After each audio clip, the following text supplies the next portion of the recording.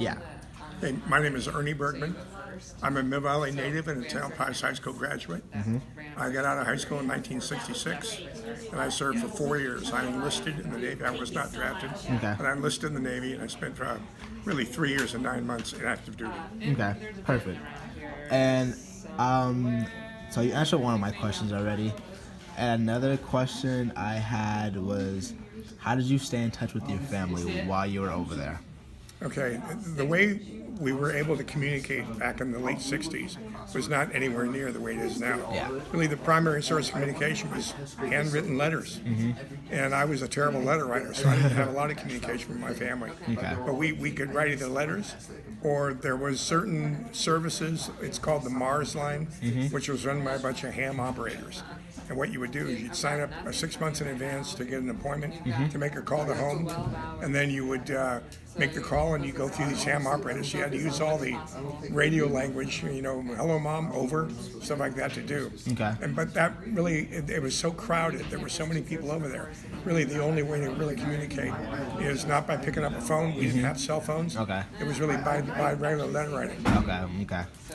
And another question is, how did you guys ration food, and what did you eat for food? Well, it depended on what service you were in and where you were stationed. Okay. I was Navy, and I was assigned to a ship or a floating unit, and so we had a full galley. We had 3 meals a day, sometimes 4 meals a day.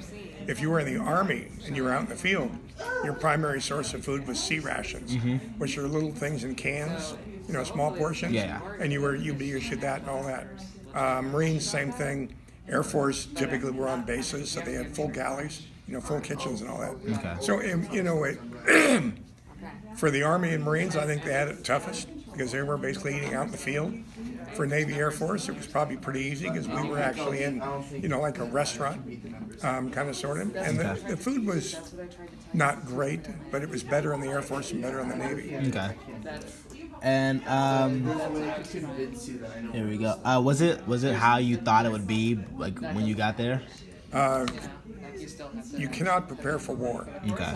The good news is when you go through training, you're prepared to act to be able to perform within a unit, and with those guys, and that's what your job really is.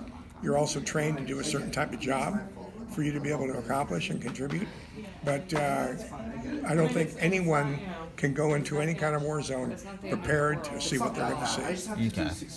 And two more questions is, so after you were done with your service, did you go back to school, or did you go do work? Yeah, well, I enlisted in the Navy right after high school. Okay. Like I said, I was here at TAM, and I enlisted actually before I graduated. Oh yeah, but after you Yeah, I'm after getting your, to that. oh sorry. Yeah, I went through the service.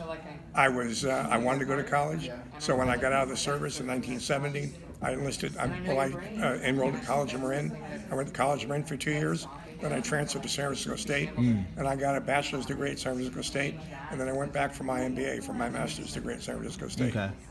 And is there anything that you'd like to add that we haven't covered? Probably a zillion of things. Yeah. But the fact is that me going in the service, I have absolutely no regrets. Even though we went to war, and war is not fun, it is not someplace you want to be. The fact is I'm proud of my service, and I'm proud that I served my country, and I met some amazing friends that have been my best friends for 40 years. And so overall for me, although it certainly was challenging, for me it was a very positive experience being in the military. Okay. And that is it. Okay, thank you, George.